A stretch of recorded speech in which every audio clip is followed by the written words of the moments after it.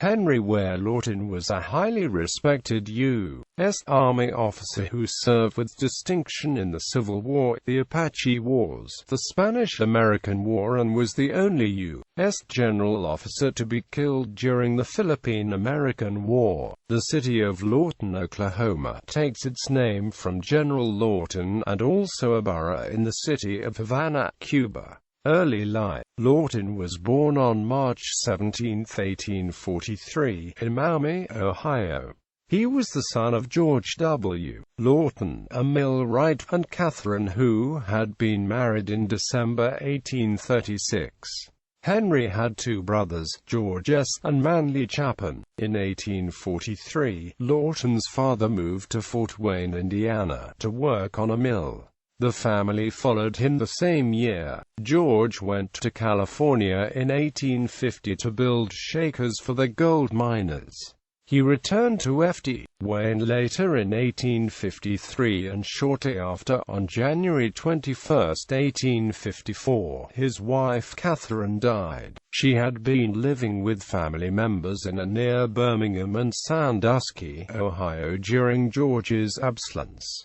According to accounts given by Andrew J. Barney, a resident of the area and family friend, given years later, Henry attended public school in Florence, DWP, Ohio, 1850 to 1854.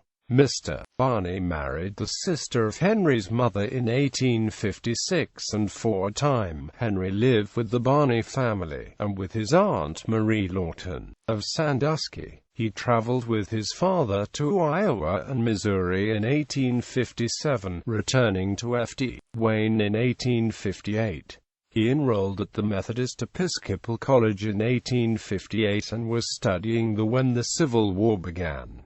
Civil War. Lawton was among the first to respond to President Lincoln's call for 3-month volunteers. He enlisted in Company E of the 9th Indiana Volunteers, and was mustered into service on the 24th of April 1861 as one of the 4 company sergeants. He saw action at Philippi, Laurel Hill, and Corrick's Ford, in what is now West Virginia. He was mustered on the 29th of July 1861 and returned home. Colonel Sion S. Bates was then organizing the 30th Indiana Infantry, and Lawton re-enlisted. The 30th Indiana Infantry mustered into service on August 20, 1861. Lawton was his company's first sergeant but was promoted to first lieutenant on August 20. The 30th joined the Army of the Ohio, under General Don Carlos Buell in Kentucky, and remained there for a brief period. The Army moved on to Tennessee early in 1862. Its first major engagement would be at the Battle of Shiloh, where Lawton's regiment suffered heavy losses. Lawton had experienced one of the bloodiest battles of the Civil War. His unit moved on and fought at Corinth, Mississippi. Lawton's unit also fought at Iuka while attached to Buell's forces. At the age of 19, on May 7, 1862, outside of Corinth, he was promoted to the rank of captain. He fought at the battles of Stones River and Chickamauga, in all, at over 22 major engagements. He received the Medal of Honor years later for his bravery at the Atlanta campaign. He was a brevet colonel at the end of the war. Indian Wars. After the Civil War he studied at Harvard Law School, graduating in 1866, before returning to the Army. Lawton wished for a captain's commission in the Army which was not forthcoming. Generals William Tecumseh Sherman and Philip Sheridan wrote recommendations supporting Lawton's efforts to rejoin the Army. Sheridan strongly urged Lawton to accept a second lieutenant's commission, which he did, and he joined the 41st Infantry Regiment under the command of Colonel Ranald S. Mackenzie, July 28, 1866.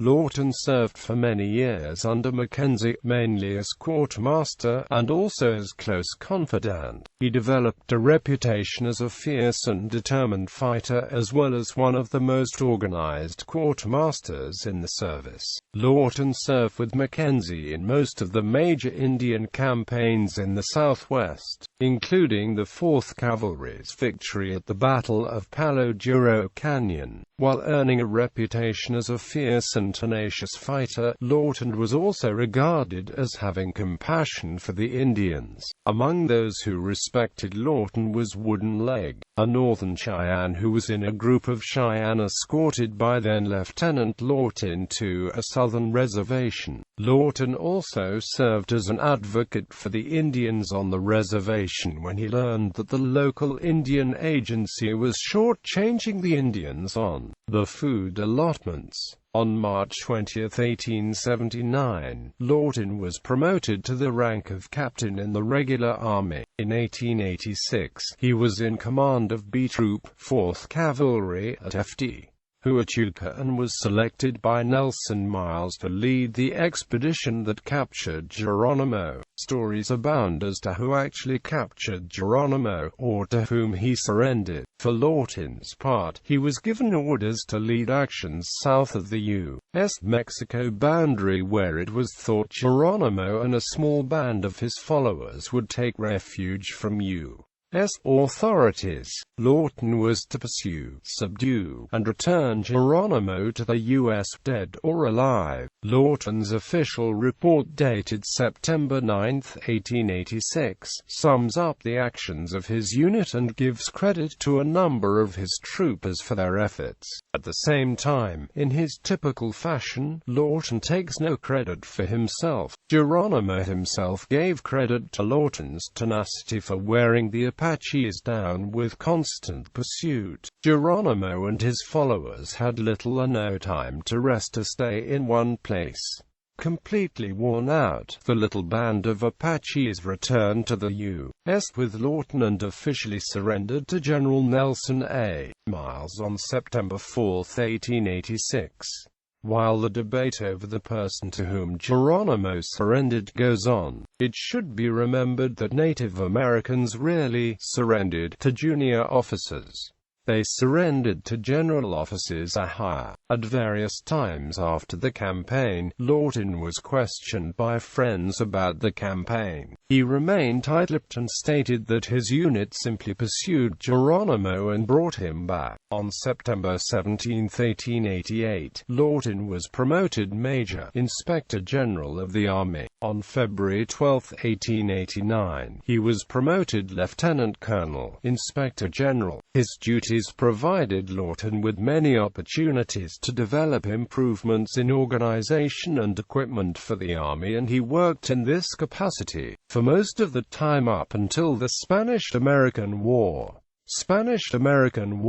In May 1898, he was appointed Brigadier General of Volunteers and assumed command of the 2nd Division, 5th Army Corps, serving under General William Rufus Shafter, which was being sent to Cuba. Lawton's forces spearheaded the invasion of Cuba at Daiquiri, a shallow beach area 18 miles east of Santiago. The landing of American forces took place on June 22, 1898. Lawton's force of 6,000 troops moved inland as Spanish forces retreated, and he reached Siboney June 23.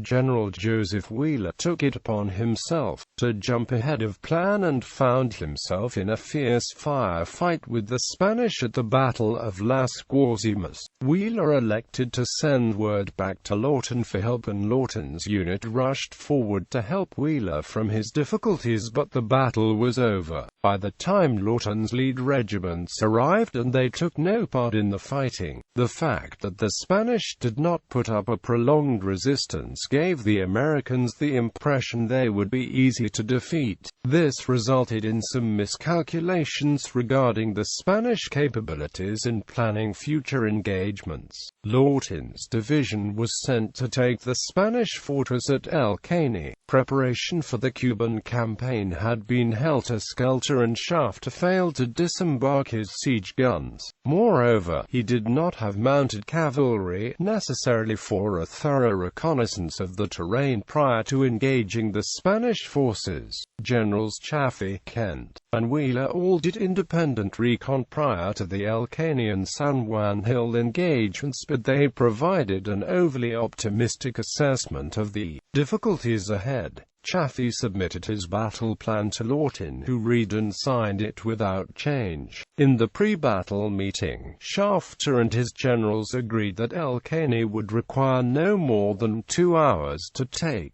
In the following Battle of El Caney, Lawton's division suffered heavy casualties but eventually took the city and linked up with the rest of the U.S. forces on San Juan Hill from the siege of Santiago. Once Santiago fell, Lawton served as military governor between early August and early October 1898.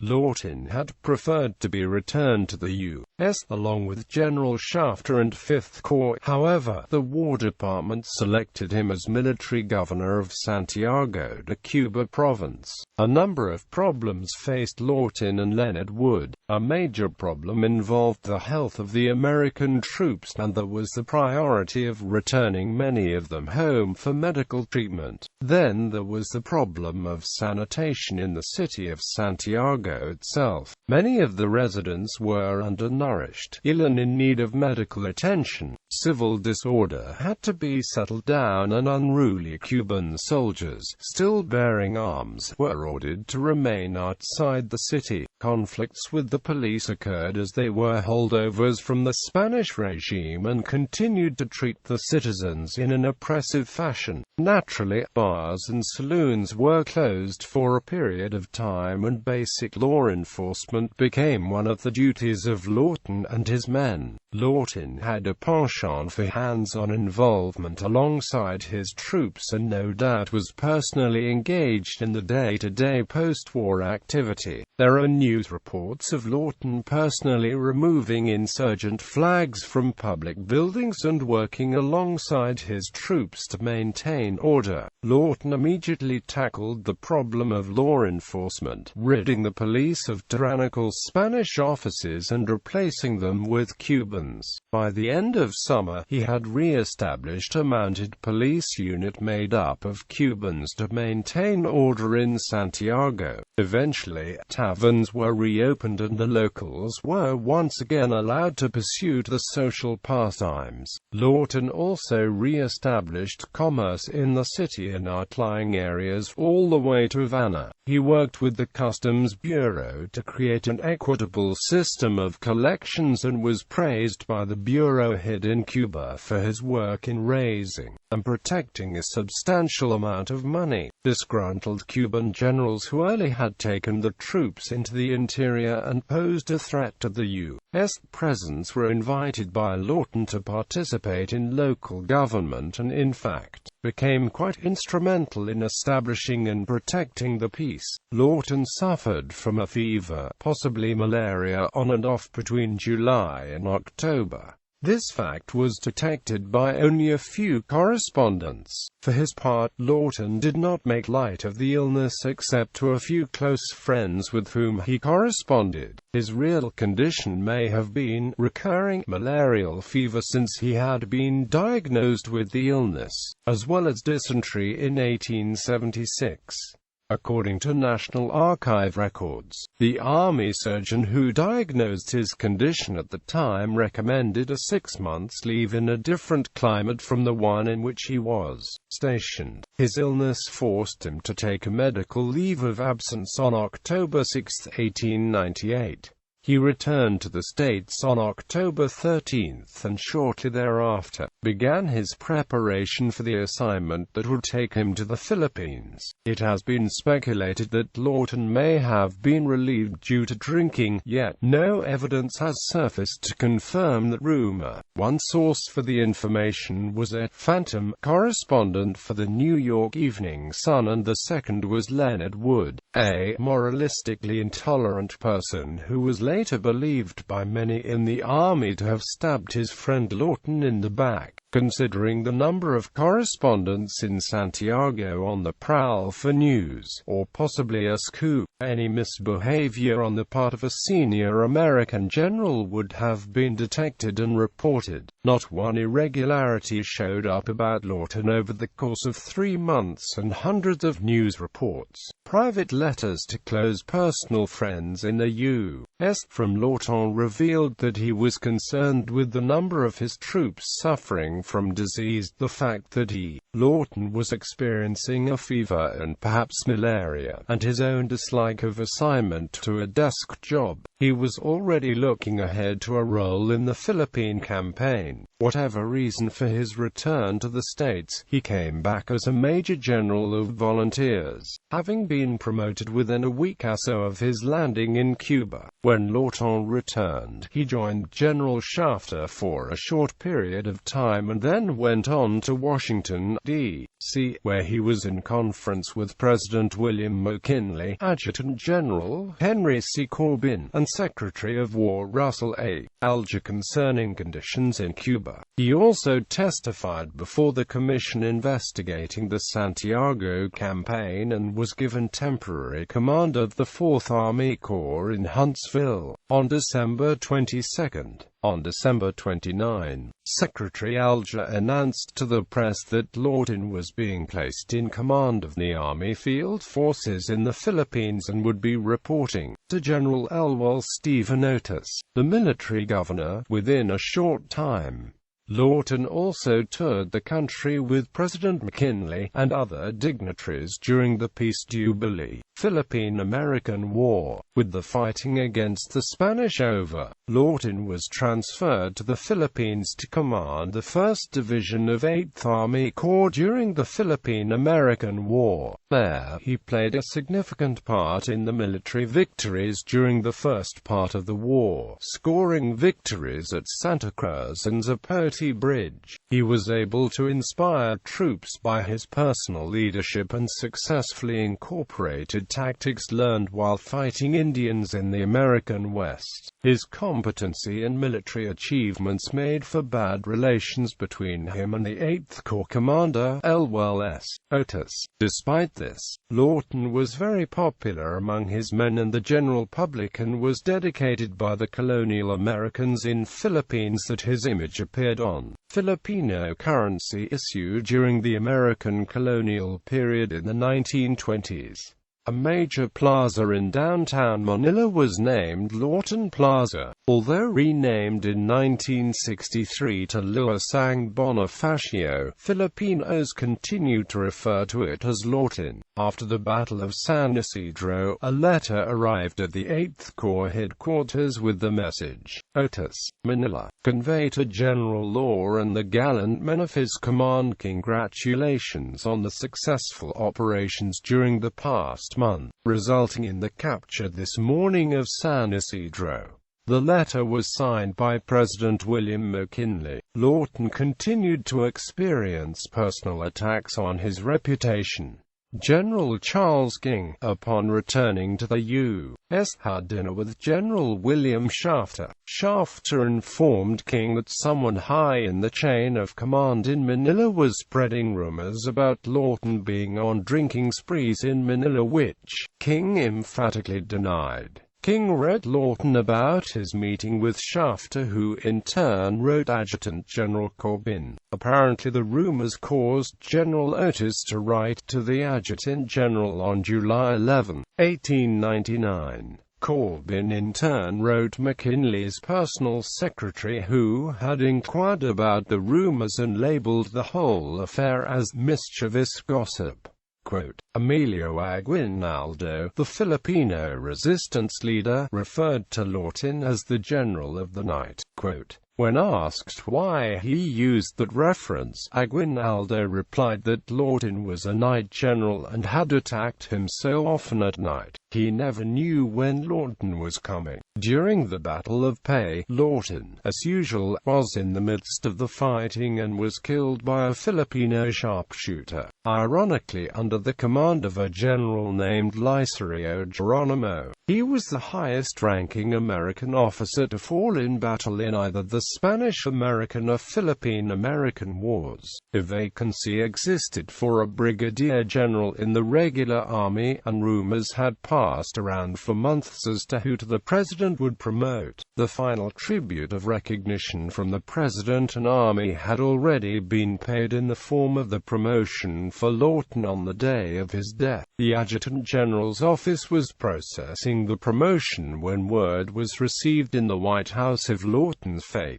Lawton laid in wake at the chapel in Paco Cemetery, Manila. His body left the Philippines on board the transport ship Astamas on December 30, 1899. The Astamas reached the shores of San Francisco on Tuesday, January 30, 1900. Lawton was laid to rest at Arlington National Cemetery February 9, 1900. Tributes. 9 years after his death in the Philippines, a statue was erected in Indianapolis's Courthouse Square by an active Congress. The statue itself was created in 1906 and won a prize for heroic statuary at the Paris Salon competition in that year, a first for an American entry into that competition. The dedication ceremony for the statue was presided over by President Theodore Roosevelt and Vice President Charles W. Fairbanks, a fellow Hoosier. The Hoosier poet James Whitcomb Riley composed a poem to commemorate the event, which was one of few appearances he made in the last years of his life as he suffered lingering complications from a stroke. In 1917, the monument was moved to Indianapolis's Garfield Park and rededicated. In Manila, in the Philippines,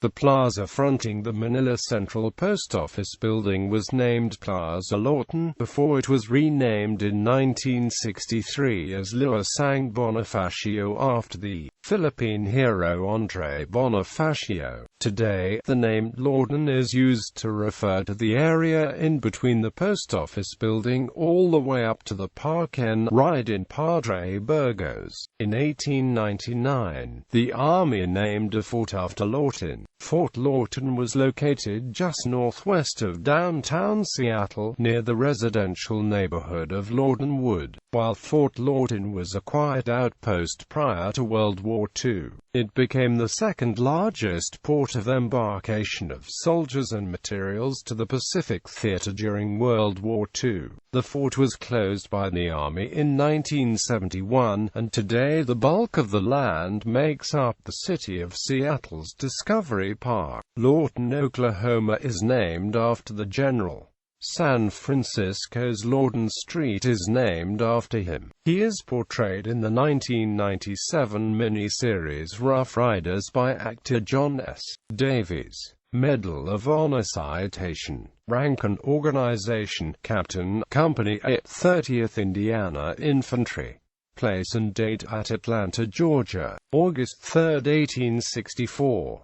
Entered service at F.D. Wayne, Allen County, IND. Birth: Ohio. Date of issue: May 22, 1893. Citation: led a charge of skirmishes against the enemy's rifle pits and stubbornly and successfully resisted two determined attacks of the enemy to retake the works.